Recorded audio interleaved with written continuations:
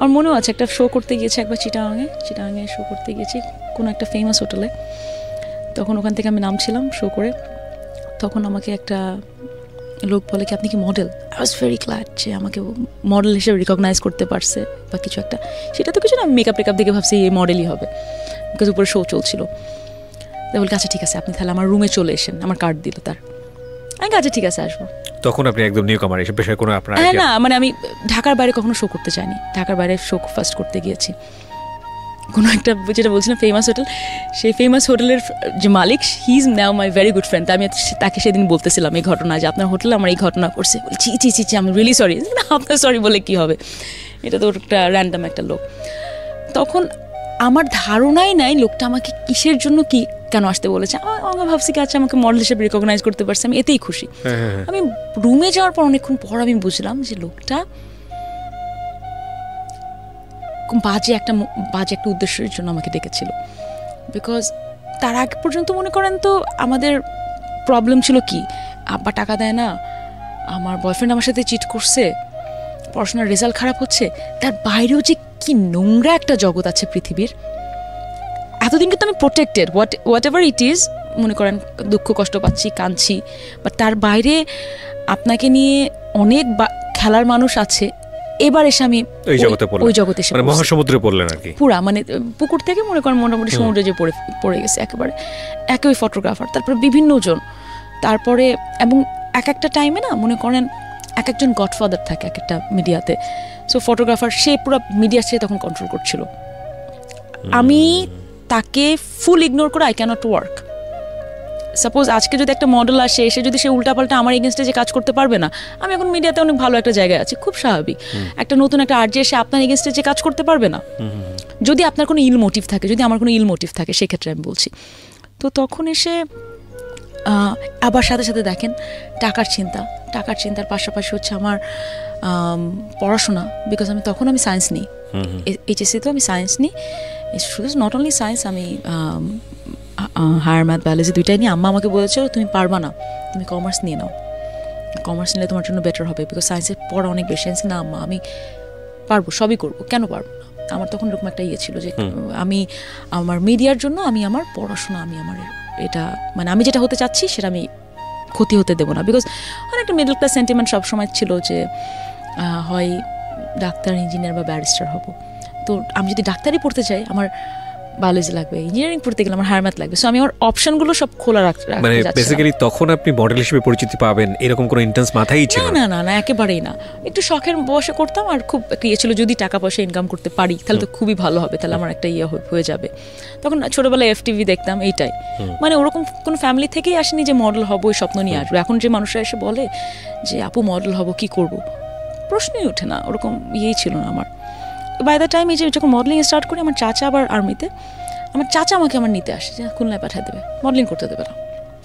এই যে মডেলিংয়ে পা দিলাম, যেইটুকু মানুষ আমার দিকে তাকাতো আমাদের তাকানো বন্ধ করে দিল, একেবারে না, নো ওয়ান। এবং আমার আব্বার সাথে, আব্বা তো আগে গালিগালাজ করতো রাইট, ক্লাস 10 পর্যন্ত, তারপর থেকে আব্বা আমার সাথে কথা বলা বন্ধ করে দিল। 3 বছর সে আমার সাথে কথা বললো না। আম্মা খুব কাঁদতো, আম্মা বলতো কি যে এত কষ্ট করছো তুমি খুলনায় চলে আসো।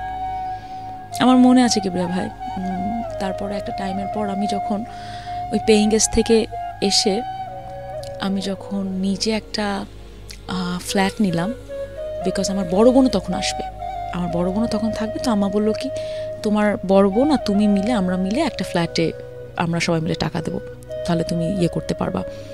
তোমার বড় বোনেরটা তোমার বড় বোন দিয়ে দেবে, বিকজ ও ম্যারিড, আর তোমারটা তুমি মিলে দেবো, তাহলে একটা ইয়েতে নাও। বিকজ ওই আলাদা বাসায় থেকে পেইং গেস্টের রাত্রে যাওয়া, মডেলিং যেহেতু করছি খুব সমস্যা হতো। ওনারাও কি ভাবতো না ভাবতো, খুব ভালো ছিল যদিও ওনারা, বাট তখন আলাদাভাবে ফ্ল্যাট নিলাম।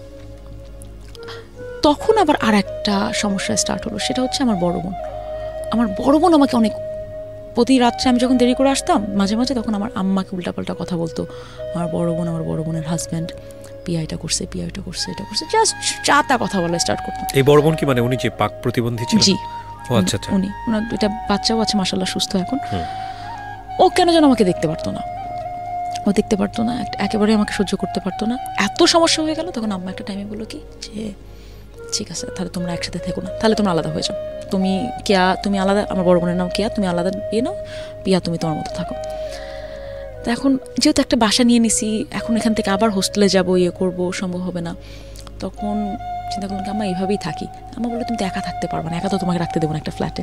তখন আমার ছোট ভাই, ও কিন্তু আজীবন ওর নার্স ছিল আমাদের বাসায়, মানে এমনি তো মেইড আলাদা, ওর জন্য আজীবন আরেকটা আলাদা নার্স ছিল। ওই নার্সকে আমরা আন্টি বলতাম, আন্টিকে পাঠাই দিল। বাই দ্য টাইম আমার ভাই বড় হয়ে যায়, একটু বড় তো হয়ে গেছেই, 7-8 বছর হয়ে গেল ওর। তখন আন্টি ঢাকায় চলে আসে, আই থিঙ্ক 2008 বা 2009 দিকে চলে আসে ঢাকায়, আমার জন্য পাঠাই দিল। তখন ওই ফ্ল্যাটে আমি আর আন্টি থাকতাম। আরও সমস্যা, এখন ফুল ফ্ল্যাটের ভাড়া দেওয়া লাগবে 8-9 দিকে। দেখেন 8-9 দিকে কিন্তু বাই দ্য টাইম আমি কিন্তু আড়ংয়ের কাজ করে ফেলেছি, এক্সট্যাসির কাজ করে ফেলেছি, বড় বড় সব ব্র্যান্ডের কাজ করে ফেলেছি। কত টাকায় বা পাই? মানুষ বাইরে থেকে মনে হয় কি যে অনেক অনেক কিছু, ওরকম কিন্তু আসলে কিছুই না। একটা শ্যুটে হয়তো বা 10,000-15,000 টাকা।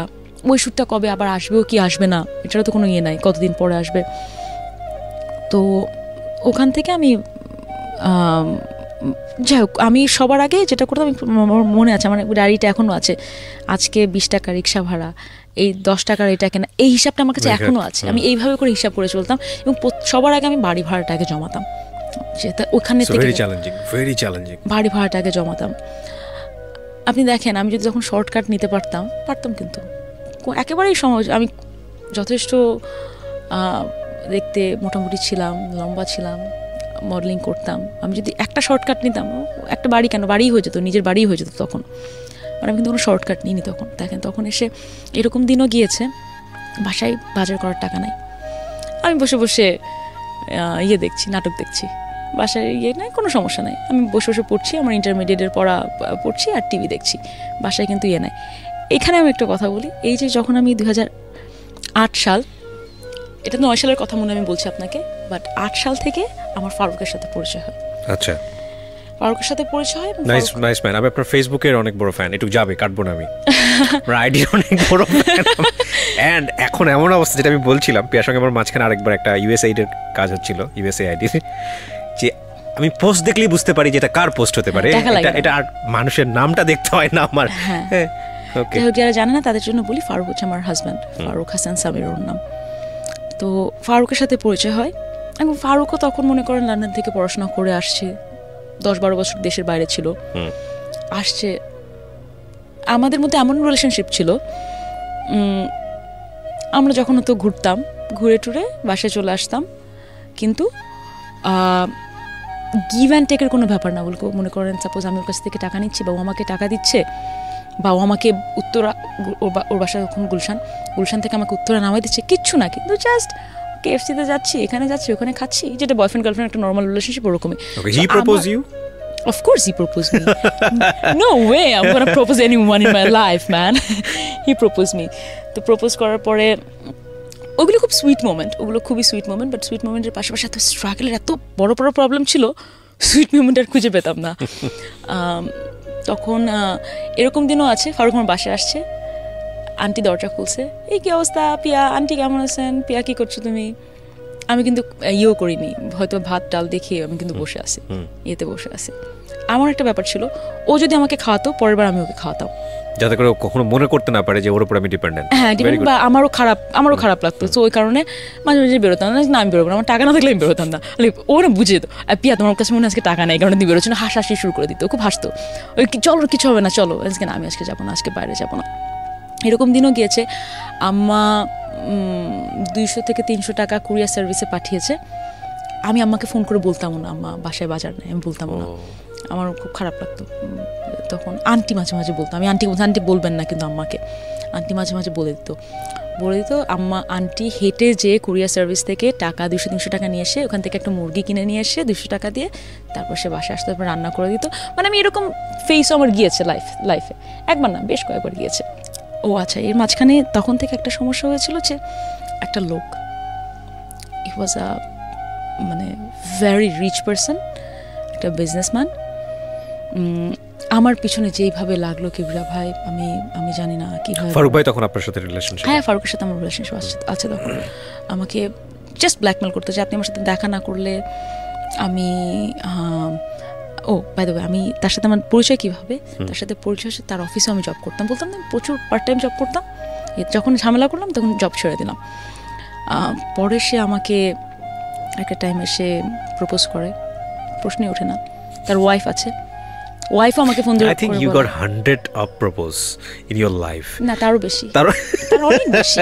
এবং এই প্রপোজের তালিকায় কারা কারা যে আছে, বলতে গেলে আপনি সুপারহিট হয়ে যাবেন, আমাদের ভিডিওটা সুপারহিট হয়ে যাব, পরবর্তীতে এটা ফিউজ হয়ে যাবে। সো এগুলো নামগুলো বলবো না। এবং আমরা যেটা আপনি সবসময় বলেন যে কাউকে হেও করা আপনাদের উদ্দেশ্য না, জাস্ট লেসনটা নেওয়া উদ্দেশ্য। তো এবং এখানের মধ্যে দেখেন, আমি যারা আজকে শুনছেন বা দেখছেন, একটা কথা, আমার এত স্ট্রাগলের মধ্যে আমি এমন জায়গা থেকে প্রপোজাল পেয়েছি, হয়তো বা প্রেম করার জন্যই হোক, বা যখন যেহেতু ফারুক ছিল, আমি কিন্তু ইচ্ছা করলে গ্র্যাব করতে পারতাম, but I never cheated on him. Right, shortcut method, যেটাকে আপনি বলছেন, শর্টকাট কোনো মেথডে যাইনি, একেবারেই যাইনি লাইফে। বিকজ আমি জানতাম এই লোকটাকে যদি আমি আজকে বিয়ে করি, এই লোকটা আমাকে বাসার একটা পুতুল বানিয়ে রেখে দেবে, আর কেন আমি একটা ম্যারিড লোককে আমি বিয়ে করতে যাব। এবং তার ওয়াইফও আমাকে বলছে কি যে পিয়া তুমি তাকে বিয়ে করো, কিছু হবে না, বিয়ে করো, আমরা একসাথে। এতটা ক্রেজি হয়ে গেছিল, এতটা, বিকজ সে তার ওয়াইফকে দিয়ে আমাকে কনভিন্স করে বলাইছে। Very rich. হ্যাঁ। তো তখন ওই লোকটা আমাকে এমনভাবে ব্ল্যাকমেল করতো যে আপনি যদি আমার সাথে দেখা না করেন, আপনার বয়ফ্রেন্ডকে কিন্তু আমি দেখে নেবো। ফারুকের কথা বলতো, আমি ভয়ও পেতাম। আর ফারুক আগেও খুব নিরীহ, এখনও খুব নিরীহ বেচারা, তো মজাই করে, ওর থেকে বেশি কিছু বুঝছেন। খুবই মানে আমার দেখা সবচেয়ে ভালো মানুষ পৃথিবীর। বাহ, এটা অসাধারণ। এটা ওয়াইফের কাছ থেকে হাজবেন্ডের কমপ্লিমেন্ট, মানে you got the best certificate boss. এটা আসলে যারা বিবাহিত তারাই বুঝবে। আর আমি এত পুরুষ মানুষ দেখছি লাইফে, এত পুরুষ মানুষ দেখছি কাজের সূত্রে হোক, তো সেখান থেকে ওই লোকটাকে যাই হোক ইগনোর করে একটা টাইমে এসে 2009 সালের দিকে বা 10 সালের দিকে, তখন আমি বিভিন্ন, আমি বললাম না সব ব্র্যান্ডের কাজগুলো আমার করা হয়ে গিয়েছে, আমি কী করবো এখন নতুন। তখন আমি চিন্তা করলাম যে না, আমি তাহলে, বিকজ মডেলদেরকে কেউ পজিটিভ দৃষ্টিতে দেখে না, বাট আমার একটা ইয়ে ছিল যে না, আমাকে যেন দেখে যেন এরকম না করে বাংলাদেশি মডেল, আমি এটা নিতেই পারবো না। আমি এত মনে করেন আত্মসম্মান বোধ নিয়ে চলি, মায়ের কাছে টাকা চায় না, তাকে আবার এভাবে দেখে বলবে, তো সেই প্রফেশনে আমি কেন থাকবো। তখন আমি চিন্তা করলাম যে না, আমার আরও বেটার কিছু করতে হবে। তখন আমি বিভিন্ন বিউটি প্যাজেন্টগুলোতে নাম দেওয়া স্টার্ট করি, ইন্টারন্যাশনাল। ওকে, কয়েকটাতে আমি সিলেক্টও হই, আমাকে নিয়েও নেয়, বিকজ বাংলাদেশ থেকে তো তখন তো কেউ অ্যাপ্লাই করেনি কখনো। তো বাংলাদেশ না, আমি নতুন একটা দেশ থেকে আসতেছি, মেয়েটাকে নিই। এবং প্রত্যেকটা দেশেতে আমি যেসব জায়গায় গিয়েছি, যেহেতু লাইসেন্স হোল্ডার না, আমি ছিলাম হচ্ছে শুধুমাত্র পার্টিসিপেন্ট হিসেবে গিয়েছিলাম, ওরা কিন্তু টিকিট হোক, ফ্লাই হোক, সব কিন্তু ওরাই দিয়েছে, সব ওরা বিয়ার করেছে। এখন তো সব বিউটি প্যাজেন্টগুলোতে এখন যাই, আমি দেখে খুব ভালো লাগে যে এগুলো নিজে করে আসছি। কত ড্রেস নাই, ভালো ড্রেস নাই, এখন তো স্পন্সার পাই, সব কোনো স্পন্সার নাই, ড্রেস নাই, একটা দুইটা ঢাকা কলেজ থেকে একটা দুইটা ড্রেস কিনে, কোনো মতে সুন্দর ড্রেস কিনে এইভাবে করে যাওয়া। যাই হোক, দেখেন তার মাঝখানে কিন্তু মিস বাংলাদেশ হয়েছি। মিস বাংলাদেশ হওয়া মানে কিন্তু এটা না, স্টার হয়ে গেছে। ভোগে তো বোধহয় বাংলাদেশে তো কয়েকদিন আগে ঘটনা, তার আগে তো অনেক, 2016 সালে ভোগের কভারে এসেছি। আমি তো আপনাকে বলছি 2010 সালের কথা। তো তখন এইদিকে টাকার চিন্তা, এইদিকে আবার এত লোকের জ্বালাতন, তার মধ্যে আবার আমি কিভাবে আমাকে একটা একটা করে স্টেপ আগে এগিয়ে নেব। আমাকে তখন আমার সাথে আমার ফ্যামিলির কেউ কথা বলে না, এক্সেপ্ট মাই মাদার। 2010 সালে তখনও কেউ কথা বলে না। যাই হোক, কোরিয়াতে গেলাম, টাইটেলের কিছু জিততে পারেনি যদিও, তারপরে গিয়েছি, পার্টিসিপেট করেছি, করার পরে ব্যাক করার পরে এখন ইন্টারমিডিয়েট পরীক্ষা শেষ, দেখে শুনে মনে হলো যে আমি লতে ভর্তি হব। তখন এখানে বিএসএল ভর্তি হলাম। অনেক টাকা নেয়, মনে করেন ইউনিভার্সিটি অফ লন্ডনে টাকা দেওয়া লাগবে, এখানে টাকা দেওয়া লাগবে। তখন আম্মা বললো কি পারবা তুমি, এখানে অনেক টাকা লাগবে। আম্মা পারবো। তখন আমি আস্তে আস্তে করে ইনকাম করছি, আস্তে করে ভালোই টুকটাক করে করা স্টার্ট করছি। তখন আরেকটা আম্মা ছোট একটা জমি বিক্রি করে দিল, করার পরে ওখান থেকে আমাকে ভর্তির টাকাটা দিয়ে দিল। আম্মু বাকিটুকু আমি দেখতে পারবো। আম্মু খুব টেনশনে, তুমি কীভাবে পারবে এত টাকা দিতে প্রতি মাসে? আমি পারবো। তো ওখান থেকে এসে দেখেন যেভাবে হোক পেরেছি। আমি এলএলবি পাস করেছি, আমি বার কাউন্সিলে পরীক্ষা দিয়েছি, লয়ার হয়ে গিয়েছি। আপনি সুপ্রিম কোর্টে প্র্যাকটিস করছেন? না, আমি এখনো জাজ কোর্টে প্র্যাকটিস করছি। সুপ্রিম কোর্টে আমার আরো কিছুদিন লাগবে, মানে আমার 2 বছর লাগে, তো আরো কিছুদিন লাগবে। It was quite tough tough ছিল কিনা, মানে আমরা যে ধরনের ফ্যামিলিতে বিলং করি, যদি একেবারে নিম্ন মধ্যবিত্ত পরিবার বা মধ্যবিত্ত পরিবারের জায়গাটা থেকে, ড্রেসের মধ্যে তো একটা কনজারভেটিভনেস আমাদের ছোটোবেলা থেকেই গড়ে ওঠে, এই ধরনের ড্রেস আপ করতে হয়, মেন্টালিটি এই ধরনের থাকে। তো সেখান থেকে আমি আপনাকে জানতে চাইবো একদম জেনারেলি, বিকিনি শর্ট যেগুলো ছিল বা যেটা আপনি করলেন, দেশের বাইরে গিয়ে করলেন এবং খুব এটা নিয়ে খুব আলোচনা হলো, এটা কিন্তু আরো পরে, এটা আরো পরে 2013 সালের ঘটনা। রাইট। আমি 2013 সালে আমি আর একটা বিউটি কন্টেস্টে যাই, ইন্ডিয়ান প্রিন্সেস, যেটা আমি জিতি। মহেশ ভাট, কারিশমা কাপুর ছিল ওখানে জাজ হিসাবে, ওখানে অনেক দেশ থেকে মেয়েরা ছিল, আমি জিতি ওটা ওখানে plus top model of the world ইজিপ্টে। আমি যে বাই দ্য টাইম আমি কোরিয়া থেকেও এসেছি, আমি এত মেয়েদের সাথে বিভিন্ন কালচারের সাথে আমার পরিচয় হয়েছে, আমার কাছে না নর্মাল লেগেছে। আচ্ছা, বিষয়টা খুব নর্মাল লেগেছে, খুবই নর্মাল লেগেছে। সো ওখান থেকে তার আগে কিন্তু আমি কোনো বাংলাদেশে কিন্তু কোনো বিকিনি শর্ট পরে কিন্তু আমি ছবি তুলেছি বা এরকম কিন্তু কিছু নাই। ইনফ্যাক্ট 2013 সালেও যখন আমি ছবি তুলি ইজিপ্টে যেয়ে বা ইন্ডিয়াতে যেয়ে অনেকের সাথে দেখে, বিকজ হয় কি আপনার সাথে 100টা মেয়ে দাঁড়িয়ে আছে 100টা দেশের, প্রত্যেকে আমার থেকে অনেক সুন্দর এবং প্রত্যেকে এত লম্বা লম্বা, আমার থেকে অনেক লম্বা মেয়ে আছে এবং কোনো ব্যাপারই না, বিকিনি ড্রেস পরিয়ে আছে, সেখানে আপনি যদি অন্যরকম থাকে ইটস লুক অড। তো আমার কাছে তখন আর মনে হয়নি যে আমার ওই হেসিটেশনটা তখন চলে যায়, বাইরে মিশে কথাবার্তা বলে। তখন আমি ছবি দেব, আমি ছবি কিন্তু দিও নি, ইন্টারনেট থেকে ছবি পাই, ছবি পেয়ে এবং সেইটা নিয়ে মানুষজন যেই রকম করে শুরু করে। এখন দেখেন আজকে আপনার এখন বিকিনি শট আপনি কি এখন দেখছেন না, আমাদের কোনো মডেলদেরকে দেখেন না, বাট আমি জানি না আমারটা নিয়ে তখন এত নাড়াচাড়া, এখনও আমি একটা ছবি দিলেও ওইটা নিয়ে এখনও খুব কথা হয়। আমি মাঝে মাঝে আমি একটা সেদিন একটা স্ট্যাটাস দিয়েছিলাম, দেখেন আমাকে মডেল হিসাবেই চেনেন, আমি আপনার ঘরের বউও না, আমি আপনার গার্লফ্রেন্ডও না, সো প্লিজ এটা মনে করার কোনো কারণ নাই। ইনফ্যাক্ট এখন আমি যখন ফার্স্ট দিই ছবি, তখন আমি আমার বয়ফ্রেন্ডকে ফারুককে বলেছিলাম, ফারুক বলে কি you are looking hot, just post the picture. So ওখান থেকে আমি ফারুকের কাছ থেকে অনেক মেন্টাল সাপোর্ট পেয়েছি। বাট আপনার নিজের জায়গা থেকেও তো একটা ব্যাপার ছিল যে এরকম একটা কিছু করলে ফ্যামিলি থেকে, ইনফ্যাক্ট ফ্যামিলি থেকে তো আপনি অনেক আগে থেকেই মোটামুটি স্ট্রাগল ফেস, থেকে তো ডিট্যাচড, আম্মা ছাড়া মনে করেন আমার সাথে তো কেউ কথাই বলতো না ফ্যামিলির। ও আচ্ছা, এবার আমি হয়তো বা আপনার যদি কোশ্চেন শেষ হয়ে থাকে, আমি তাহলে কোশ্চেন শেষ হচ্ছে বলেন, তাহলে আমি এবার পরের কথাতে আসি। এবার আমি আপনাদেরকে দর্শকরা বা যারা শুনছেন তাদের জন্য যে বলছিলাম যে ক্যারেক্টারগুলো কিভাবে চেঞ্জ হবে, এখন আমি চেঞ্জের কথাটাতে আসবো। বাই দিস টাইম এখন বা বেশ কয়েক বছর আগের থেকে, আমি হয়তো বা 4-5 বছর আগের থেকে বলবো, আমি বিয়ে করেছি 5 বছর, ফারুককেই বিয়ে করেছি। ইনফ্যাক্ট ফারুকরা খুব পড়াশোনা জানা একটা ফ্যামিলি থেকে আসা ফারুক, এবং ফারুক নিজেও খুব ভালো পড়াশোনা করেছে, আমি নিজেও লয়ার হয়ে গিয়েছি। এখন এই দেখেন যে ক্যারেক্টারগুলো কীভাবে চেঞ্জ হচ্ছে, আমি আপনাকে একটু বলি। আমার ফ্রেন্ডরা, আগে যারা ফ্রেন্ড, আমি কারোর নাম মেনশন করবো না এখানে, আমার যারা স্কুল ফ্রেন্ডরা যখন ছিল, এখন they call me for job, they call me for counselling, because তাদের বাবা মা তাকে বলে পিয়ার মতো হতে পারলা না। আর একটা টাইম ছিল যে পিয়ার মতো হওয়া মানে পিয়ার সাথে মিশবা না, তাহলে ছন্নে ছাড়া হয়ে যাবা। আমার বাবার কথা বলি, যেই বাবা আমাকে বলতো মেয়ে মানে লস আইটেম, সেই বাবার তার খুব প্রবলেম, তার লাঙের সমস্যা, এই সমস্যা ওই সমস্যা, অনেক প্রবলেম। তাকে কিন্তু হ্যাঁ আমার চাচারা আসছে, সে তাকে ঢাকায় নিয়ে আসাইছি, ঢাকায় নিয়ে এসে এবার দেখেন কিবরা ভাই ঢাকায় যখন আসবে, সে কি মজার কাহিনী, ঢাকায় যখন আসবে আব্বুকে বলছে আব্বু তোমাকে এয়ার টিকিট পাঠিয়ে দিচ্ছি, তুমি চলে আসো। সে তো ছেলেকে ছাড়া আসবে না। আমি তাকে হজে পাঠালাম, আমার আব্বা আম্মাকে গত বছর হজে পাঠালাম, গত বছর বা গত বছরের আগে বছর। আব্বা আম্মারটা তো দেবই, তার ছেলেকে ছাড়া হজে যাবে না। No, I am not providing for your son Hajj fare, কেন আমি এটা দেবো? আমার আব্বা আম্মার জন্য আমি দিতে পারি, ডেফিনেটলি আমি চাই আমার আব্বা আম্মাকে আমি হজ করাবো। আব্বা আম্মার জন্য দিচ্ছি, তার ছেলেটা ছাড়া সে দেবে না। তারপরে তার ছেলেটা আম্মা দিয়ে দিল, আম্মা একটা দিয়ে দিল, আর আমি আব্বা আম্মারটা আমি দিয়ে দিলাম। এখনও কিন্তু তার ওরকম ব্যাপারটা আছে, কিন্তু দেখেন সব কিছু কিন্তু আমি করছি। সে এখন আসলো, ঢাকায় আসলো, ঢাকায় এসে তাকে আমি এখানে তো ডাক্তার দেখালাম, তারপর তাকে আমি ব্যাংকক নিয়ে গেলাম কিছুদিন আগে, আপনি মনে দেখেছেন ব্যাংককে নিয়ে যে আব্বাকে পুরো হসপিটালে দেখায় সব কিছু নিয়ে আসলাম।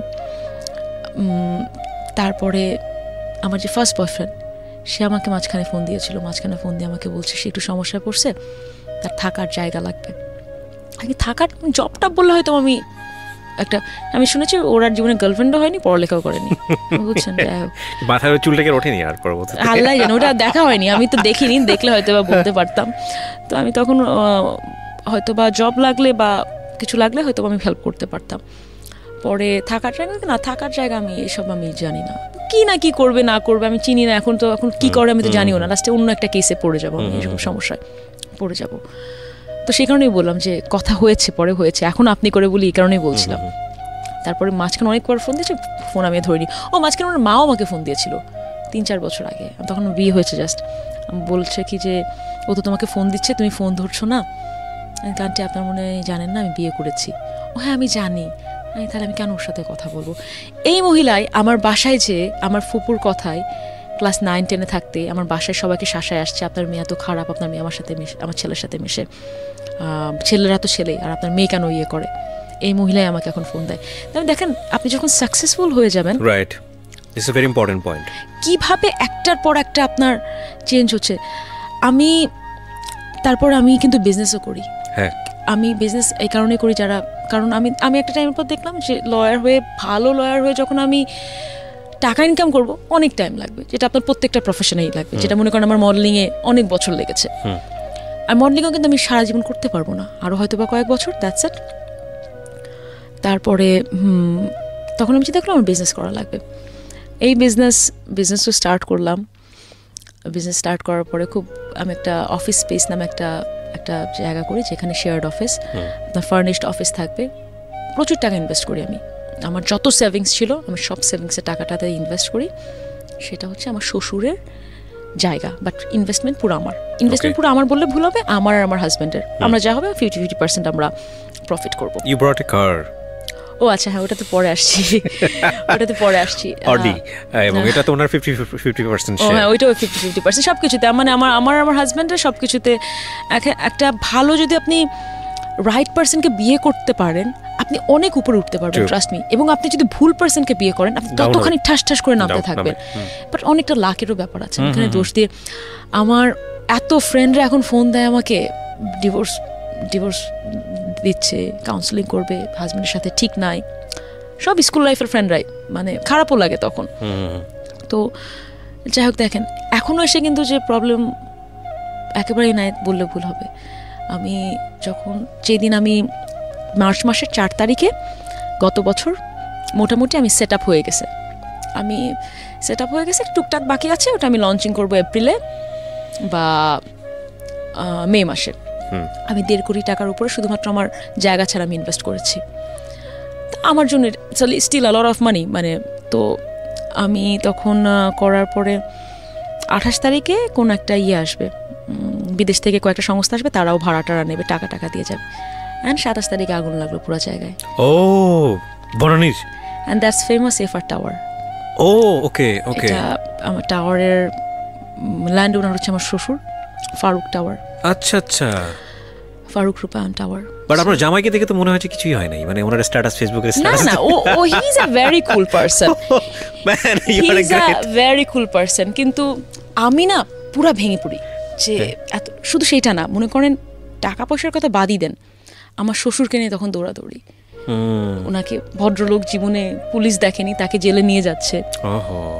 আর ইলিগাল ফ্লোরগুলো কিন্তু অন্য একটা লোক কিনেছে, ওটা কিন্তু ওনার না, উনি তো জমির মালিক। আমার মনে হচ্ছিল এই টাইমটা শেষ হবে না। আব্বাকে যখন জেলে নিয়ে গেল, ফার্স্ট আমি কেরানীগঞ্জ যাই এই বছর, কি বলে ওটাকে, হাজত তো বলে, কেরানীগঞ্জে যাই। তখন আমরা তো ভিআইপি ভাবে দেখা করবো, তো সেই দিন কি একটা সমস্যা, ভিআইপি ভাবে সেদিন দেখা করা যাবে না, নরমাল ভাবে দেখা করা লাগবে। আমি জানি না আপনি কখনো গিয়েছেন কিনা। আমি জানি, আল্লাহ না করুক কখনো নেয়। আমি যা শুনেছি, মানে গল্পটার মধ্যে গিয়েছি। যাওয়ার পরে আমি আর আমার শাশুড়ি গিয়েছি, আমার জামাই কিন্তু যায়নি। আমার জামাইকে নাই, আমার শাশুড়ি বলে কি না ও তো ছোটকে নিও না। আমার শাশুড়ি চিন্তা করেন, বেচারি, মানে নিজের ছেলে তো, যাই হোক এত প্রোটেকশনে তো আর আমরা মানুষ হয়নি। সো যাই হোক, গিয়েছি কেরানীগঞ্জে। যাওয়ার পরে তো আমি কোর্ট থেকে আসছি, কোর্ট থেকে এসে ফিরে সাথে গিয়েছি কেরানীগঞ্জে। তো এখানে একটা জায়গা আছে, একটা নির্দিষ্ট টাইমে আপনি দেখা করতে পারবেন। তো ডেপুটি জেলার সাথে কথা বলে, ম্যাডাম আজকে তো আমি আপনাকে করতে পারবো না, আপনি এইভাবে দেখা করা লাগবে। একটা জায়গা এখানে করবেন, এখানে গ্রিল দেয়া, তারপর হচ্ছে ফাঁকা, তারপর আবার গ্রিল দেয়া, তারপরে আপনি যার সাথে দেখা করবেন সে, আব্বার বয়স 73-74। সেও, আমি চিৎকার করে কথা শুনতে পাচ্ছি না, তাকে যে কি হচ্ছে কি বলবো না বলবো। এই দিক দিয়ে অন্যান্য আসামিরা আমাকে বলে, ম্যাডাম ভালো আছেন? ওরা তো চেনে আমাকে, আমাকে তো দেখতে পাচ্ছি, টিভি দেখে তো, যারা জেলে থাকে তো টিভি দেখে, তার তো কিছু করার নাই। ভাগ্যিস আমি সেদিন মনে করেন আমি আমার গাউনটা পরে গিয়েছি, মানে একটা অদ্ভুত জায়গা। সো আমার মনে হচ্ছিল শেষ হবে না, শেষ হবে না, শেষ হবে না। ফারুক আমাকে শুধু বলতো যে পিয়া শেষ হয়ে যাবে, চিন্তা করো না। আমার মনে হয় ওইটা আমার লাইফেরও অত বড় স্ট্রাগলের পর এটা অন্য ধরনের একটা স্ট্রাগল, এটা একেবারে অন্য ধরনের একটা স্ট্রাগল। মানে লাইফে যে একটার থেকে একটা বড় স্ট্রাগলের জন্য যে আপনার জন্য ওয়েট করছে, এটা না আমি আমার চোখে, আমি যে বললাম যে বিজনেস করছি, আমার শ্বশুরের পুরো বিজনেস কিন্তু আমি দেখতাম, দেখিও। আমার জামাই তো এমবেসিতে আছে, ও বিজনেস দেখে না। তো আমি মানে যে টাওয়ারের একটা টিস্যু পড়লে গার্ডদেরকে বলতাম এই টিস্যু সরান, টিস্যু এটা করেন, এটা ক্লিন করেন, টিস্যু হাতে করে আমি ফেলা দিতাম। সেই টাওয়ার থেকে আমি জলা দেখছি আমার চোখের সামনে আমি দেখছি মানুষজন উপর থেকে লাফ মারতেছে, ঠাস করে পড়ে যে মারা যাচ্ছে। আমি জানি না মানে আমি কোনটাকে বেশি খারাপ বলবো। আমার মানে বললাম না, এক এক ধরনের স্ট্রাগল। এগুলো যে হয়তো বা ফেস করে সেই হয়তো বা ইয়ে করতে পারবে। যাই হোক, বাট ওই লেসনটা এটাই যে don't give up, you can't give up. তারপরে দেখেন এই যে এটা হওয়ার কিছুদিন আগেই, মানে টাওয়ারে এটা হওয়ার আগে আমি একটা গাড়ি কেনার আমি আর আমার ফারুক একসাথে আউডি কিনেছি একটা গাড়ি। তো ওখান থেকে দেখেন it's not about Audi, it's about আমি এমন একটা জায়গায় এসেছি আমি যেখানে মান সম্মানের সাথে শর্টকাটে না যেয়ে আমি আমার সর্বোচ্চ ডিজায়ারটা ফুলফিল করার ক্ষমতা রাখছি। আমার শ্বশুরের টাকায় না, কিন্তু he is a very rich man, তার টাকায় না, কিন্তু এটা কিন্তু আমাদের নিজেদের টাকায়। আমি ফারুকও জব করে আর আমি তো আমার কাজ করি।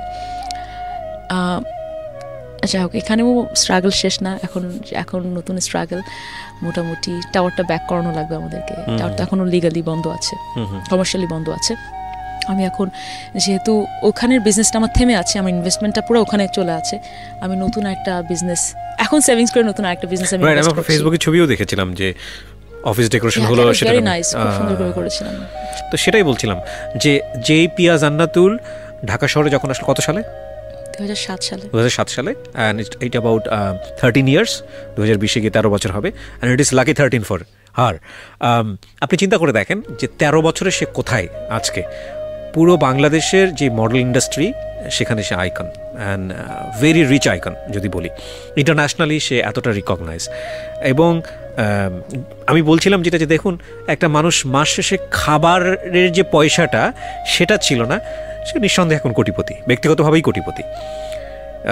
শেষে বেলায় যে প্রশ্নটা করতে চাই, অনেক মেয়ে আছে আমাদের মতো, আপনার মতো আমাদের সোসাইটিতে অনেক মেয়ে আছে যারা এরকম মিডল ক্লাসে ফ্যামিলিতে বা মানে লোয়ার মিডল ক্লাস ফ্যামিলিতে বড় হয় এবং বিভিন্ন ধরনের সামাজিক পারিবারিক অন্যায় দাবি তারা মেনে নিয়ে নিজের জীবনটাকে ওখানেই শেষ করে দেয়। কি বলবেন? এই প্রশ্নটা আমি আপনাকে ওই অনুষ্ঠানেও করেছিলাম। শেষে তাদের জন্য কি গিভ আপ করা যাবে না, আর সাহসটা না নিয়ে লাগবে। যে আমাকে প্রথম আলোর একটা প্রোগ্রামে আমাকে জিজ্ঞাসা করেছিল আপনার এই পর্যন্ত নেওয়া সবচেয়ে সাহসী পদক্ষেপ কি। আমি খুলনা থেকে চলে আসা, আমি বলেছিলাম এখন পর্যন্ত আমার সবচেয়ে সাহসী পদক্ষেপ খুলনা থেকে চলে আসা। একেবারে গিভ আপ করা যাবে না।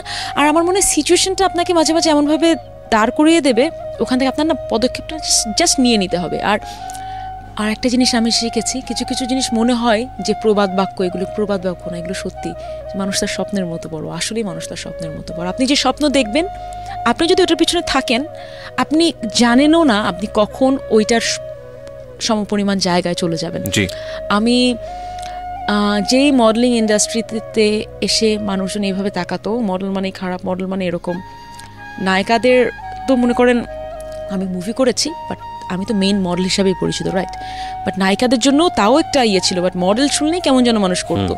সেখান থেকে আমি এমন একটা জায়গায় অ্যাম্বাসেডারের সাথে দাওয়াতে যাচ্ছি, ওখান থেকে তাদের রেসিডেন্সির দাওয়াত থাকছে, বা এত বড় বড় জায়গায় USAID, UKAID, এত বড় বড় জায়গায় কাজ করছি, আমি কিন্তু একমাত্র করছি অ্যাপার্ট ফ্রম ক্রিকেট প্লেয়ার। আপনি যদি এখন দেখেন, সো আপনি নিজেকে যদি ধরে রাখতে পারেন, গিভ আপ না করেন, শর্টকাট না ধরেন, আত্মসম্মান মানে মোটামুটি আত্মসম্মান বোধ রেখে যদি আপনি কাজ করতে পারেন, বাট হ্যাঁ অবশ্যই আত্মসম্মান বোধ যেন এরকম না আসে যেটা অ্যাটিটিউড ব্যাড অ্যাটিটিউড পর্যায়ে চলে যায়, তখন কিন্তু এটা নেগেটিভ। বিনয়ী হতে হবে, বিনয়ী with confident. Thank you so much Piya. আমাদের অনেকবার বসা হলো এই পর্যন্ত এবং আমরা বিশ্বাস করি আরও ভবিষ্যতে বসতেই থাকবো, গল্প করতেই থাকবো। এবং টু বি অনেস্ট, এটা আমার ব্যক্তিগত opinion, she is very benevolent. পিয়ার সাথে আমার প্রথম দেখা হয়েছিল লিফটে, মাছরাঙা টেলিভিশনের লিফটে। তখন পিয়ার প্রতি আমার যে ইমপ্রেশন, আর পিয়ার সাথে বেশ কয়েকবার বসে পিয়ার লাইফ স্টোরি জেনে এবার আমার কাছে মনে হচ্ছে যে খুব সাধারণ একজন মানুষ, কিন্তু অসাধারণ অর্জন, এবং এটা অনেক ইন্সপায়ারেবল। এবং আজকের এই তারার রাতে আপনাকে আমরা পেয়েছি, সেটা নিঃসন্দেহে আমাদের জন্য অনেক বড় পাওয়া, অনেক বড় একটা থ্যাংক ইউ আমাদের এখানে আসার জন্য। আপনাকে অনেক অনেক ধন্যবাদ। এবং আপনার যে আগের একটা প্রোগ্রামে এসেছিলাম সেখান থেকে বলে অনেক মেয়েরা আমাকে অনেক কোয়েশ্চেন করেন। আপনাদের যদি কোনো কোয়েশ্চেন থেকে থাকে, আমি কীভাবে আপনাকে বলবো, প্লিজ আপনি আমার ইমেল অ্যাড্রেসটা বা আমার ফেসবুক ফ্যান পেজের আইডিটা দিয়ে দেবেন কোনো একটা জায়গায়, কারণ হ্যাঁ, তাহলে আপনাদের যদি কোনো কখন যদি খুব বেশি খারাপ লাগে বা বেশি স্ট্রাগল মনে করছেন, just give me a message. আমি অনেকের অ্যান্সার দিয়েছি ইনস্টাগ্রাম, ফেসবুকে, but please don't quit, don't give up, never. Thank you.